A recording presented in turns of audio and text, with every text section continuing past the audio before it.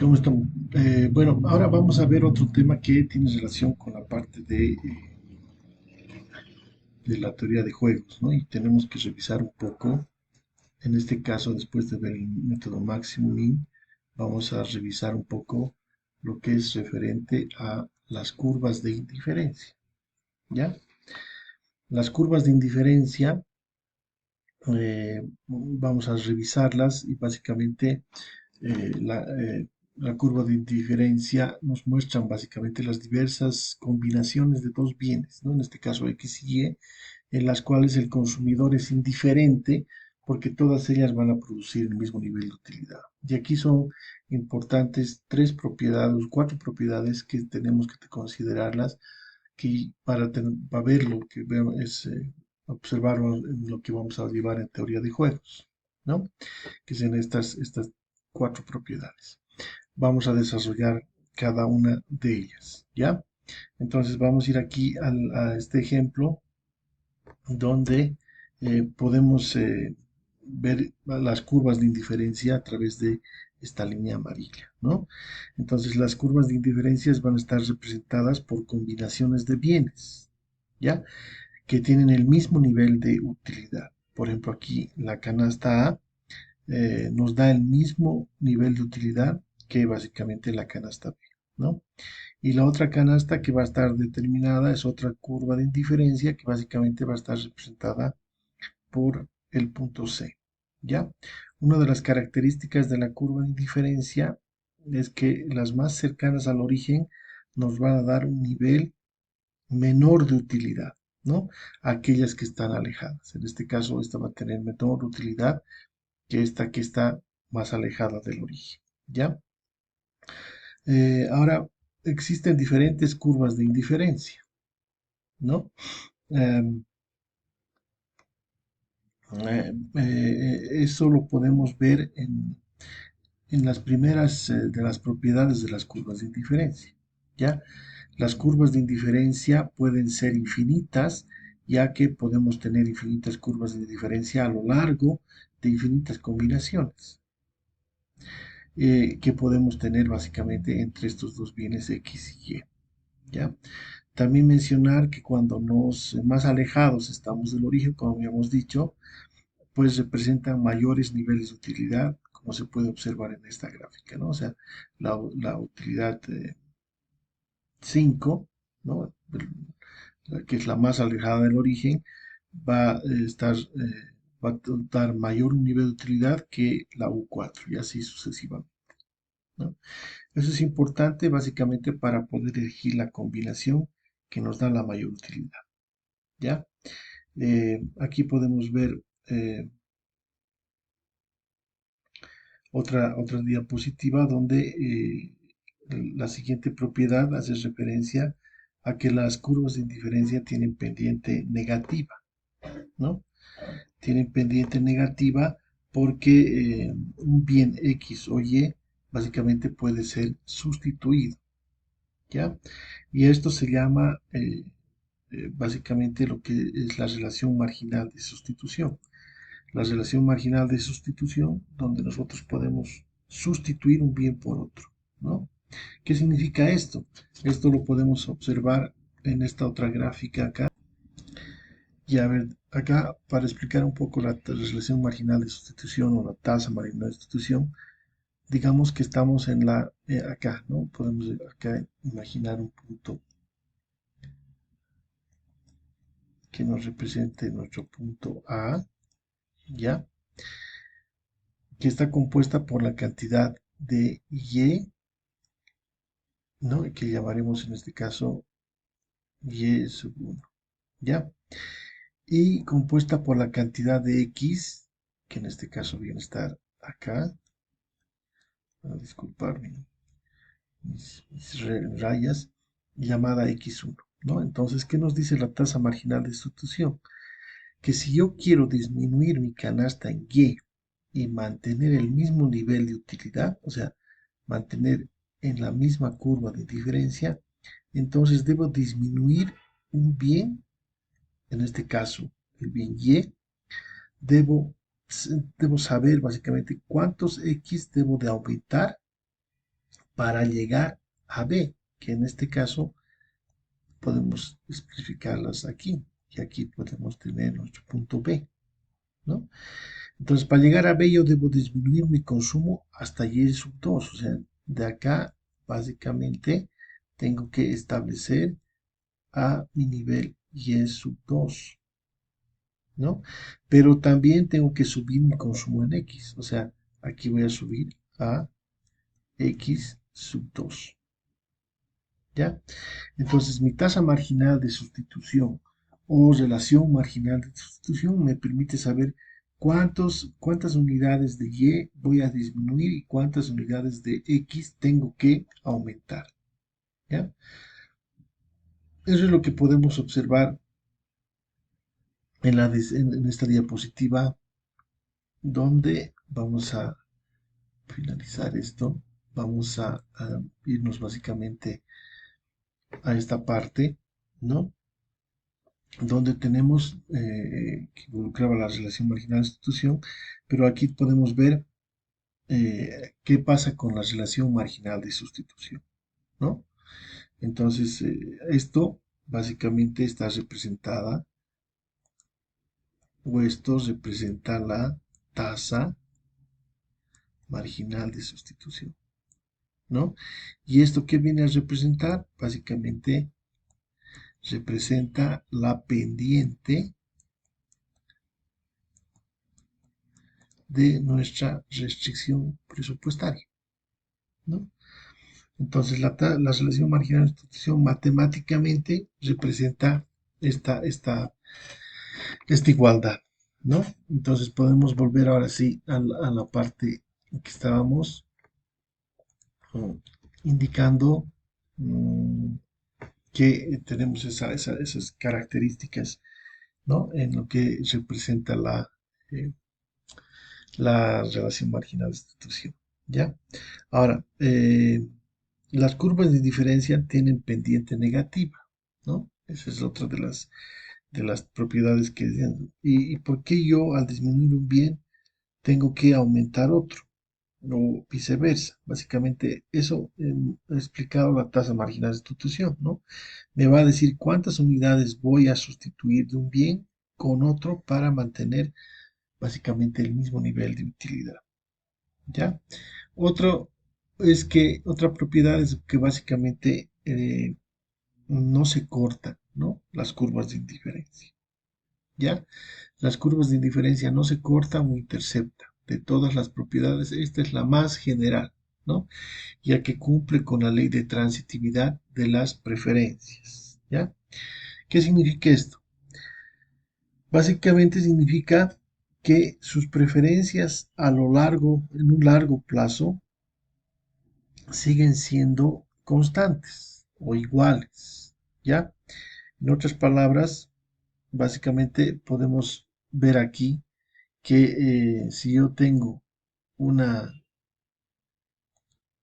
vamos a poner acá, una preferencia A mayor a B y a que B es mayor a C, ¿no?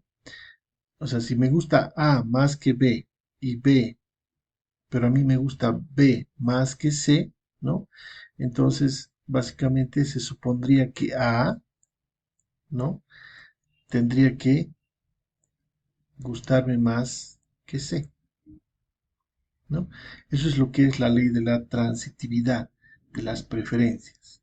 Yo prefiero A B, ¿no? Por ejemplo, eh, A son chiclets y esto me gusta más que los chupetes, por ejemplo, que son B, ¿no? Entonces, pero estos chupetes me gustan más que las dulces de menta. Entonces, básicamente me van a gustar más los chicles que los dulces de menta, ¿no? Esto también puede ser que tengamos una diferente composición, ¿no? O sea, no necesariamente involucra todo eso de- a través de este componente. Podemos, por ejemplo, tener que A sea igual a B, o sea, ¿no? Y que B sea mayor a C, ¿no? O sea, a mí A y B me gustan igual, pero a mí B me gusta más que C. Por lo tanto, ¿qué pasará con A? ¿No? Me va a gustar más que C, ¿no? Esto también es una transitividad de las preferencias. O sea, recuerden que esto se aplica básicamente a un consumidor racional. Bien, ahora imaginemos o supongamos que esta es la ley de la transitividad de las preferencias, ¿no? Y imaginemos que en algún caso pueden cruzarse las curvas, ¿no? Como nos muestra la diapositiva. Vemos acá el siguiente ejemplo, ¿no? Yo tengo en mi curva diferencia U1 y además tengo también una función de utilidad U2, ¿no? Ahora vamos a suponer que estas dos curvas se cruzan, ¿ya? Entonces vamos a ver este ejemplo ahora. Yo tengo acá ah, una canasta familiar, básicamente, que está representada por este punto, por el punto A, ¿ya? Que pertenece al mismo tiempo a U sub 1 como a U sub 2. Ahora vamos a comparar A con otra canasta, que en este caso va a ser B, ¿ya? En este caso A y B son iguales, porque los dos básicamente forman parte de la canasta U sub 1, ¿no? De la utilidad U sub 1. Hay que recordar que A y B son indiferentes, por lo tanto, nos dan la misma utilidad, ¿ya? Ahora, ¿qué pasa con A y C? Que pertenece a U sub 2, ¿no? Estos puntos, ¿cómo resultan? ¿Qué son? Entonces aquí podemos ver que cuando A y C pertenecen a U sub 2, tanto A como C son iguales y estos resultan indiferentes, ¿no? Por lo tanto, ¿qué pasaría entre B y C? Esa es la pregunta. Por la ley de la transitividad, si A es igual a B, ¿no?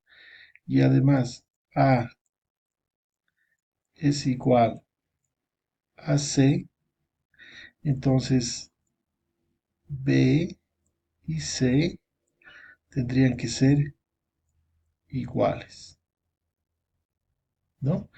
Pero esto en la realidad no sucede, ¿ya? Si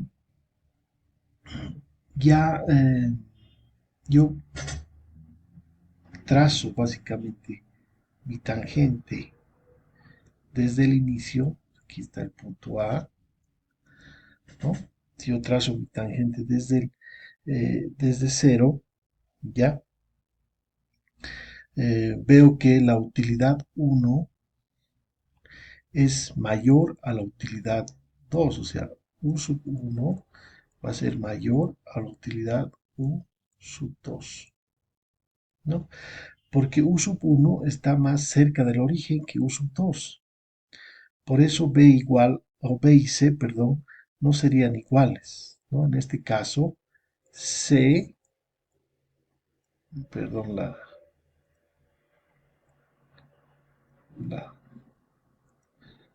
la escritura C va a ser básicamente mayor a B, ¿no? Entonces, si las curvas de indiferencia se cruzaran, me complicaría básicamente con la ley de transitividad de las preferencias, ¿no? Por lo tanto, no estaríamos hablando de un consumidor racional y sería complicado estudiar, ¿ya? Eso es por un lado. Ahora nos toca ver básicamente el cuarto, el cuarto componente para ver antes de la maximización. Vamos a ver la última propiedad que son básicamente lo que nos refiere al convexas al origen, ¿ya? Entonces nos vamos a ir a la siguiente diapositiva. Déjenme finalizar esto un momento y nos vamos a la siguiente diapositiva. Y ahí vamos a poder ver qué pasa con esta última propiedad, ¿ya? La última propiedad es que son convexas al origen, o sea, las curvas de indiferencia son convexas al origen derivado de la propiedad de la tasa marginal de sustitución, que nos dice por qué por un consumidor racional puede sustituir el consumo de un bien por otro, ¿ya? Entonces ya explicamos a qué hace referencia la tasa marginal de sustitución. Acá entonces es importante mencionar que son convexas al origen porque tienen su pendiente negativa, ¿ya? Su pendiente negativa. Y porque cóncavo y convexo significan básicamente lo siguiente, ¿no? Vamos a tomar este ejemplo. Entonces vamos a ver estas figuras, ¿no? Si nosotros tenemos un sombrero y lo volteamos donde vemos el fondo, ¿no? Del sombrero, vamos a ver la marca, ¿no? Entonces el sombrero estuviera cóncavo hacia nosotros. Ahora, convexo, acá básicamente es que si nosotros volteamos el sombrero y vemos la capa hacia nosotros, entonces acá el origen de lo que está haciendo es verse la panza de la curva de indiferencia, ¿ya? Si lo vemos, las curvas de indiferencia serían un poco básicamente de esta forma, ¿no? De esa forma. Entonces serían cóncavas al origen y son convexas por la tasa marginal de sustitución. ¿Ya? Ahora vamos a ver básicamente lo que hace referencia a la maximización de la utilidad. ¿Ya? También es importante básicamente conocer una vez que hemos visto las curvas de indiferencia lo relacionado a lo que se refiere a la restricción presupuestaria que está en esta línea roja. ¿Ya? Ahora, la restricción presupuestaria nos muestra un conjunto de las curvas de indiferencia, las combinaciones de bienes que pueden comprarse a precios dados, tanto de PX como de Y, con un nivel determinado de ingreso. ¿Ya? La pendiente, además de la restricción presupuestaria, ¿no? Es la relación de precios de X y Y, la cual es negativa básicamente por esta subrelación, ¿no? Entonces, acá podemos ver que la figura nos muestra lo que podemos comprar y lo que no podemos comprar. Básicamente es esta línea, ¿no? De la restricción presupuestaria. ¿Ya?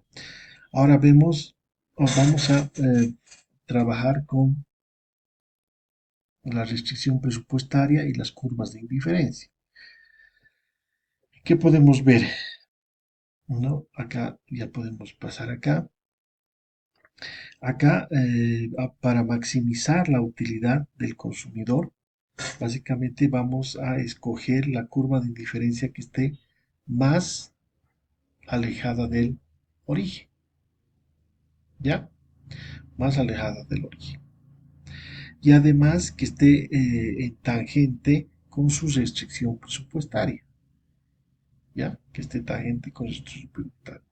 O sea, para maximizar la utilidad, nosotros elegiremos la canasta que pertenezca a la utilidad más alejada del origen, pero que se encuentre en tangente con la restricción presupuestaria. O sea, esa es la condición de maximizar o de maximización de la utilidad. ¿Ya? La condición de maximización de la utilidad la podemos ver eh, ¿no? en esta otra diapositiva. Déjenme buscarla.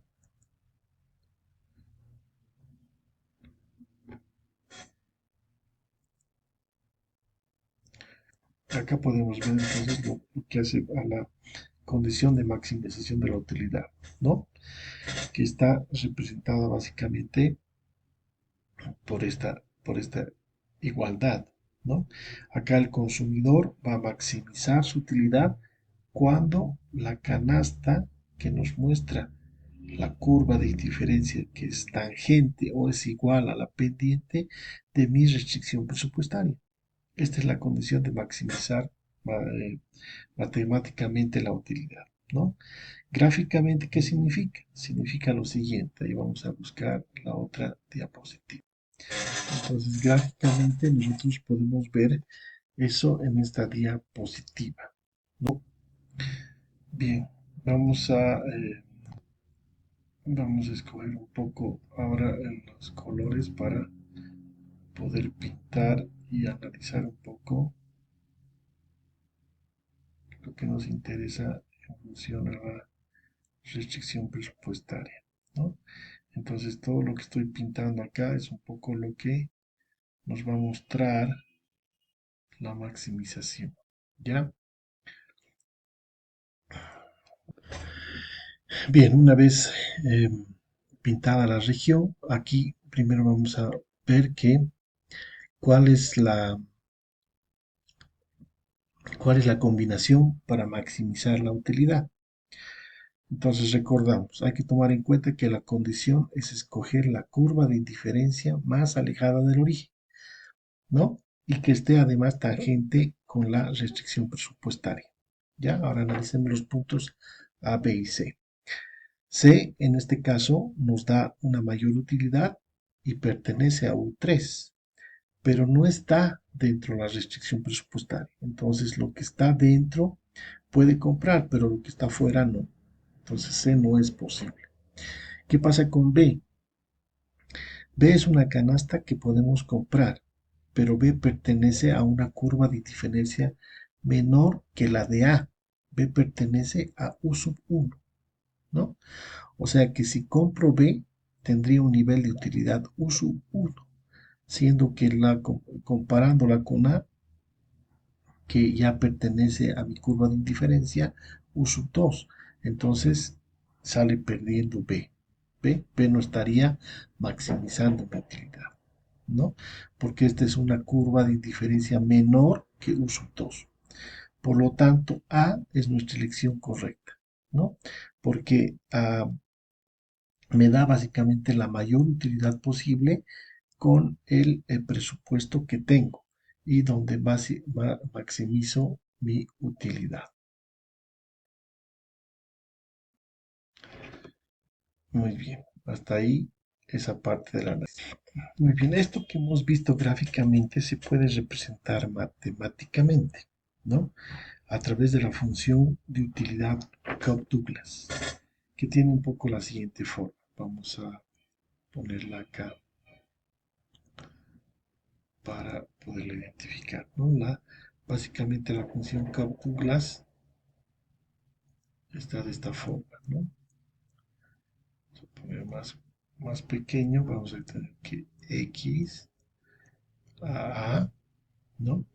Ser igual a y elevado a b, ¿no? Entonces aquí hay una condición básica, es que a más b tiene que ser igual a 1, ¿ya? Esa es la función Cobb-Douglas, básicamente donde podemos representar matemáticamente lo que hemos visto de manera gráfica. A esta función o esta curva se saca la derivada para volverla plana, ¿no? Y después igualarle a la pendiente de la restricción presupuestaria, ¿no? Y ahí despejarla, ¿ya? Entonces ahí es donde básicamente encontramos el punto A, ¿no? Que va a estar tangente, en tangencia, básicamente a mi curva de indiferencia, ¿no? Esto igual a la pendiente de mi restricción presupuestaria y básicamente ese punto es el que maximiza mi utilidad, ¿no? Ahora vamos a ver, por ejemplo, la relación que tiene estas con la demanda individual y eso lo podemos establecer en esta otra diapositiva, ¿ya? Aquí tenemos básicamente esa relación que tiene con la demanda individual, esta maximización de utilidad, ¿no? La demanda individual es una demanda que tiene básicamente cada persona, cada individuo respecto a un bien, ¿no? Entonces aquí la ley de la demanda dice, a mayor precio, menor demanda. Si el precio sube, la demanda baja y viceversa, ¿no? Esa es un poco esta relación que tenemos acá, ¿ya? Ahora, esta vendría a ser, vamos a pintar otra vez esta parte de acá que nos interesa que nosotros identifiquemos para poder un poco analizar ya esa relación que existe con la demanda individual, ¿ya? Entonces lo pintado básicamente es mi restricción presupuestaria inicial. Acá tenemos dos bienes, ¿no? Por ejemplo, tenemos vivienda y alimento, ¿no? Y tenemos un precio dado, ¿ya? ¿Qué pasa si el precio del alimento baja o qué pasa con la demanda, ¿no? Entonces, básicamente la cantidad de alimentos subirá de XA a XA prima. Y también nos muestra que la restricción presupuestaria se expande, ¿no? Y podremos comprar, por ejemplo, más alimento, ¿no? Que es el otro bien. Ahora, la combinación que yo puedo comprar con XA a XA prima se mueve básicamente a B, ¿no? A B, donde estoy maximizando a través de mi utilidad, que sería mi utilidad U sub 2, ¿ya? Esto se presenta en la curva de la demanda individual. O sea, si el precio de A baja al precio de eh, A', ¿ya? Entonces la cantidad demandada A sube a la cantidad demandada A', ¿no? Y pasa del punto A al punto B, ¿ya? Entonces lo que dice la demanda individual, ya que tiene más, ya tiene más sentido en este caso, ¿no? O sea, la demanda funciona así porque el consumidor racional buscará maximizar su utilidad, buscará consumir siempre donde le den mayor utilidad, ¿no? Además, considerando que esto le pertenece a su restricción presupuestaria. Entonces, la restricción presupuestaria, ¿no? La restricción presupuestaria puede tener cambios en el ingreso, ¿no? O también cambios en los precios, o sea, puede desplazarse a la derecha como desplazarse a la izquierda, ¿ya? Con esto entonces estaríamos terminando ya esos conceptos que nos van a ayudar ahora con lo que vamos a ver en lo que es teoría de juegos.